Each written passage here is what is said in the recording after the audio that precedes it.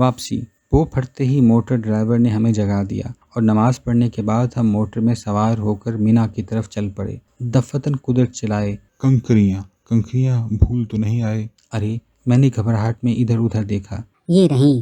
Doctor عفت نے کنکریوں کی پوٹلی نکالی۔ ڈاکٹر نے وہ پوٹلی اس طرح کلیجے سے لگا کر رکھی ہوئی تھی جیسے وہ کنکریاں پتھر کی نہیں بلکہ سونے کی بنی ہوں، جیسے ہم مصطلفہ سے نہیں بلکہ افریقہ کی کسی سونے کی کان سے آ رہے تھے۔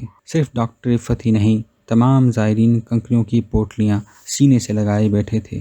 وہ بار بار پوٹلیاں کھولتے، کنکریاں گنتے کہ کہیں کم تو نہیں ہو گئیں، بار بار پوٹلیوں کو سنبھالتے۔ جب ہم مینا کے قریب پہنچے تو موٹر رک گئی، دیر تک رکی رہی۔ میں موٹر سے اترا کہ دیکھوں بات کیا ہے۔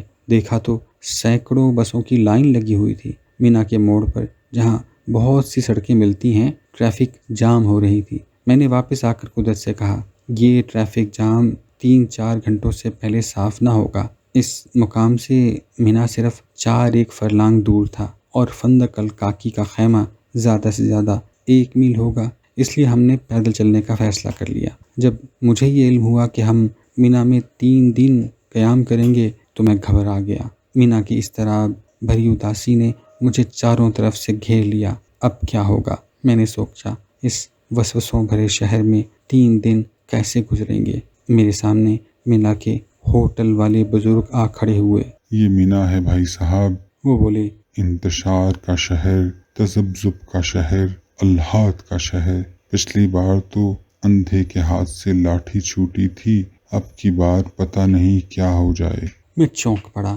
یا اللہ، کوئی ایسی صورت بنا دے کہ مینا کا قیام منسوخ ہو جائے۔ میرے دل سے منت بھری التجا نکلی، یا اللہ، کام بنانے والے۔ سڑک سے پیدل چل کر آنے کی وجہ سے قدرت کی طبیعت اور بھی ناساز ہو گئی تھی۔ میرا جی چاہتا تھا کہ جا کر پوچھوں کہ اب کیا حال ہے، لیکن میں ڈرتا تھا، قدرت سے نہیں، مینا سے ڈرتا تھا۔ نہیں، میں نہیں جاؤں گا، میں قدرت کے خیمے میں نہیں جاؤں گا۔ مینا کے قیام کے دوران قدرت سے ملوں گا ہی نہیں، لیکن اگر قدرت میرے خیمے میں آ گئے تو کیوں نہ میں اپنے خیمے سے باہر چلا جاؤں، شہر میں گھوموں پھروں، مینا کے اثرات کا جائزہ لوں، جمروں کو جا کر کنکر ماروں۔